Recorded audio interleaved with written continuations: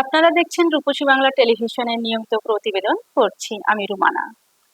খ্রিস্টান ধর্মাবলম্বীদের দ্বিতীয় বৃহত্তম ধর্মীয় উৎসব ইস্টার সানডে অর্থাৎ খ্রিস্টের পুনরুত্থান দিবস পালন করা হয়েছে। বিস্তারিত থাকছে শাহরিয়া শাহাদাতের প্রতিবেদনে। যীশু খ্রিস্ট ক্রুশে মৃত্যুবরণ করে 3 দিনের মাথায় মৃতদের মধ্যে হতে জীবিত হন এবং স্বর্গারোহণ করেন। রবিবার সকাল 7টায় ধর্মীয় ভাবগম্ভীর্যপূর্ণভাবে চাঁপাইনবাবগঞ্জ সদর উপজেলার আমনুরা লুথারেন মিশন গির্জায় খ্রিস্টার সানডে গির্জা অনুষ্ঠিত হয়েছে।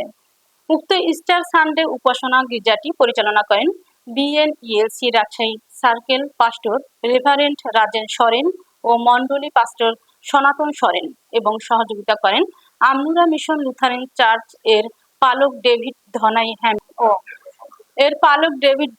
হ্যাম্ব্রো। এই ইস্টার সানডে গির্জায় আমনুরা লুথারেন মিশন, মির্জাপুর, জলাহার, ঝিনাইখোর, বড়বন, চান্দোলাই গ্রাম সহ অন্যান্য জায়গা হতে শত শত খ্রিস্ট ভক্তগণ অংশগ্রহণ করেন। আর যিশু মসিহ জিউস মিনিট পর